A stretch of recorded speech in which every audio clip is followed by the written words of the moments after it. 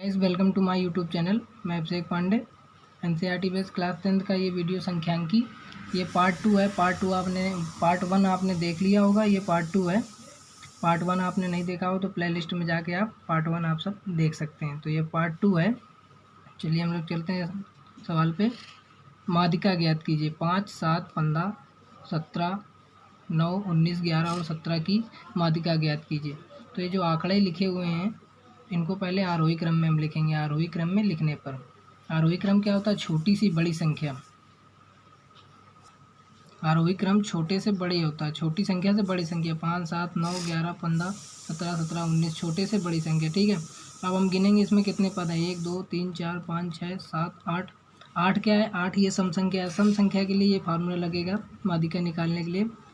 मध्य पद बराबर 1/2 ब्रैकेट में n/2वां पद प्लस n+2/2वां पद। ठीक है, इस बटे भी बोल सकते हैं, बाई भी बोल सकते हैं और अपॉन भी बोल सकते हैं। तो नीचे आएंगे 1/2 ब्रैकेट में n का मान 8 दे रहा था, अपॉन नीचे 2 वहाँ पद प्लस 8 + 2/2 वहाँ पद। अब 2 से इसको काट दिया, भाग दे दिया, 4 हो गया। 10, 8 और 2 10, 10 में 2 का भाग दिया, 5 हो गया। 1/2 चौथा पद और पाँचवा पद।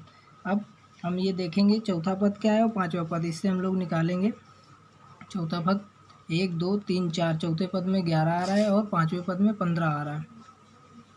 ठीक है, तो हम लोग इसमें देखेंगे कि चौथे पद में 11 आया प्लस पाँचवें पद में 15 आया और नीचे 1/2 ये इसके नीचे आ गया 2। अब 15 और 11 को जोड़ने पे 26 आएगा, 2 से डिवाइड कर देंगे 13 हो जाएगा। इसकी माध्यिका 13 निकल आई है। चलिए दूसरे सवाल पे चलते हैं। यही माध्यिका दूसरा देख लेते हैं सवाल। वैसे ही सवाल है 8, 7, 10, 6, 9, 12, 13 की माध्यिका ज्ञात कीजिए। दिए आंकड़ों को आरोही क्रम में लिखने पर आरोही क्रम में लिख लेंगे हम। कुल पद कितने हैं? 7। तो 7 ये विषम संख्या हो गई। तो मध्य पद बराबर n+1/2। इसका फार्मूला होगा n+1/2।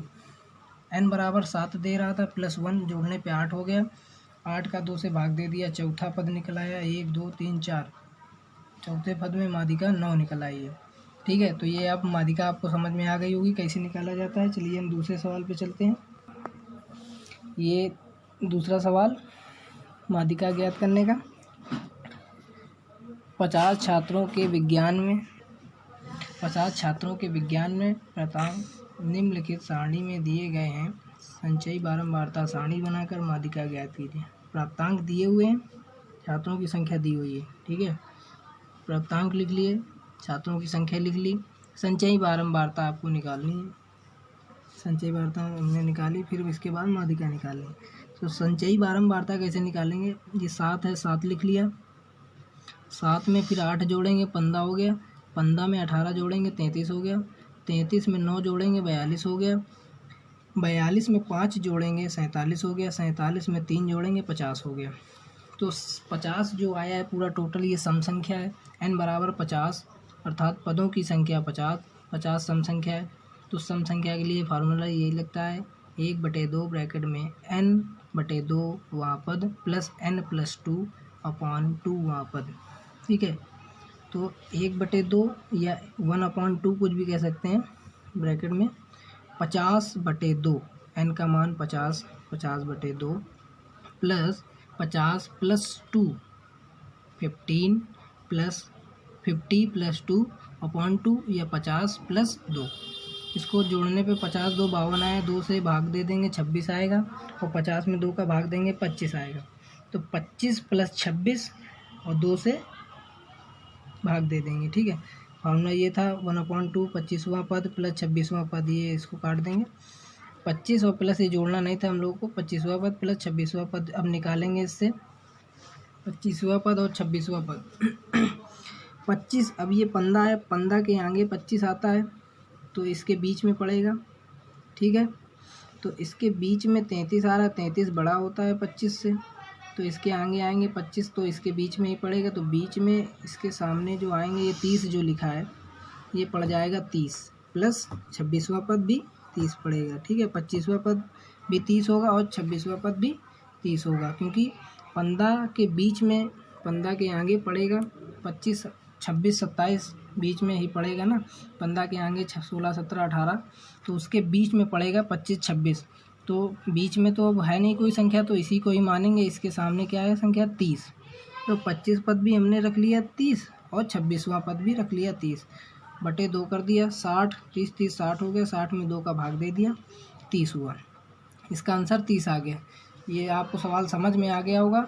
अगर नहीं समझ में आया वो सवाल तो एक सवाल मैं ऐसा ही फिर से बताने वाला हूँ, तो मैं पूरी कोशिश करूँगा कि आपको सवाल समझ में आ जाए। ये वैसे ही सवाल है, बारंबारता बट्टन की माध्यिका ज्ञात कीजिए। निम्नलिखित बारंबारता बट्टन की माध्यिका ज्ञात कीजिए। जो मैंने पहले अभी सवाल बताया वैसे ही सवाल है ये, तो आप लोग सीखिए। तो पद दिया हुआ है 3, 5, 7, 9, 11, 13, 15। बारंबारता 3, 2, 8, 4, 12, 10, 4। पद लिख लिया, बारंबारता लिख लिया। संचयी बारंबारता कैसे निकालेंगे? 3 में 2 जोड़ा 5, 5 में 8 जोड़ा 13, 13 में 4 जोड़ा 17, 17 में 12 जोड़े 29, 29 में 10 जोड़ा 39, 39 में 4 जोड़ा 43। ठीक है, यहाँ n बराबर 43 अर्थात पदों की संख्या विषम है। 43 जो संख्या है वो विषम है, तो विषम के में निकालेंगे। अतः मध्य पद बराबर n+2/2। विषम के लिए ये फार्मूला लगेगा, मध्य पद बराबर n+2 n+1/2। ठीक है, यहाँ 43 लिख लिया, +1/2। 43 और 1 44 हो गया, 44 से भाग देंगे, 44 में 2 का भाग देंगे तो 42 हो जाएगा। 42वां पद आ गया। ठीक है, अब हम लोग इसमें देखेंगे 42वें पद के सामने कौन सी संख्या है, तो 17 है। 17 के आगे पड़ता है 18, 19, 20, 21, 22।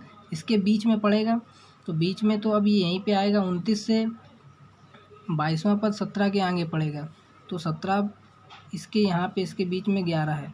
22वां पद क्या हो जाएगा? 11। तो इसका आंसर इसमें दिया है। संचयी बारंबारता देखने से स्पष्ट होता है कि 22वां पद 17 से अधिक होता है और 29 से कम है। अतः 22वां पद उस वर्ग में होगा जिसकी संचयी बारंबारता 29 है। संचयी बारंबारता 29 है, तो इसका आंसर 22वें पद का मान 11 हो जाएगा। अतः अभिष्ट माध्यिका जो निकली गई वो 11 होगी। ठीक है, रुकना। तो ये आपको सवाल समझ में आ गया होगा। वीडियो पसंद आई हो तो लाइक कर दीजिएगा और इस चैनल को मेरे सब्सक्राइब कीजिएगा। आपको किसी भी वीडियो की ज़रूरत हो तो कमेंट करके बताइए और इस चैनल को सब्सक्राइब कीजिए और बेल आइकन दबाना ना भूलिएगा कि आपको नई वीडियो का नोटिफिकेशन मिल सके। तो धन्यवाद।